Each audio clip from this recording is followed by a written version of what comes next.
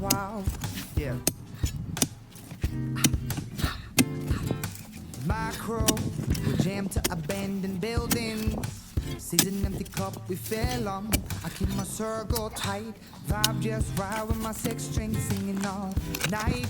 Gender, faith, color, or lover, don't matter one way or other. No complaints from music softer. Thanking God for that but news dad is a doctor. My crew doesn't quit.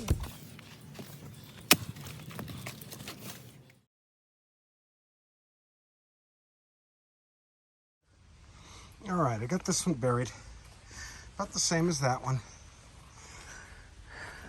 A little less, a couple things that'll do. First of all, it's a little less barrel to see, especially once plants grow around it, you won't even see these barrels. And in the wintertime, they can go a little bit below the frost line.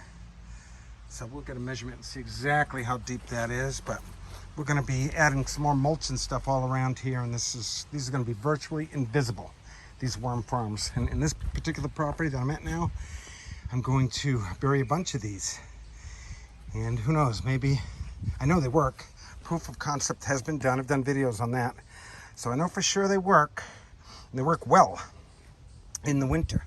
So a couple thoughts on that, especially for you people who live in Arizona, California, Texas, Africa, India, all the places where it can be very, very, very, very hot. That could be the secret. Like we here in New England, where it's very cold, you bury them down, okay? It's a pain when you got to get the castings out. But what I do is I just, once it's full and once the castings are done, I dig all of it out into a wheelbarrow, and then I take the worms out and start all over again. So it's not like as easy as a continuous flow system, but I contend it has a little less problems than the continuous flow system. I think of the T55 I invented a long time ago that I no longer use and took it all apart. In fact, these are the T55s, the tops of the T55s. Come to think of it, this one here has the same bottom as this one here. So it's right on through.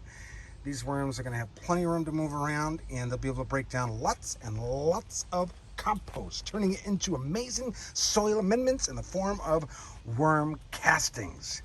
Man and God working together with this awesome tool called science to create a better world for ourselves and the life that surrounds us.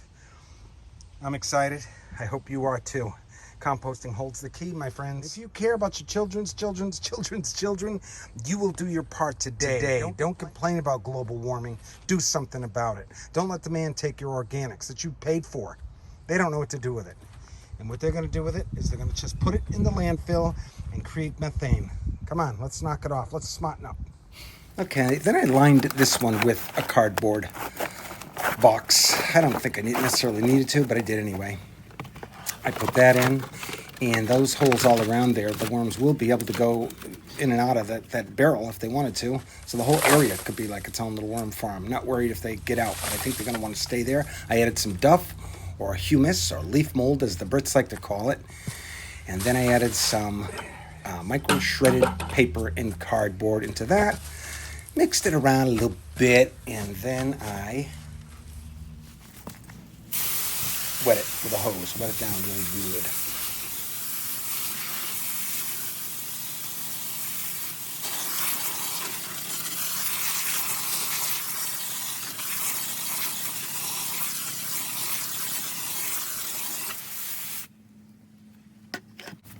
Then I added a couple thousand or a few pounds of red wigglers to that. And no doubt they will establish this bin within a couple weeks. They'll get accustomed to it, and then I'll start feeding it some of my compost and other stuff. I'll show you how I feed that in another video with a composting roll or composting balls. Again, we're not trying to get that thermophilic action here. We just want to cold compost it using vermiculture. Okay, that's it. Hope you enjoyed the video. My name is Mark from Eve Growing. Eve is the acronym Eco Vertical Evolution. Remember, we will heal this planet one urban farmer at a time.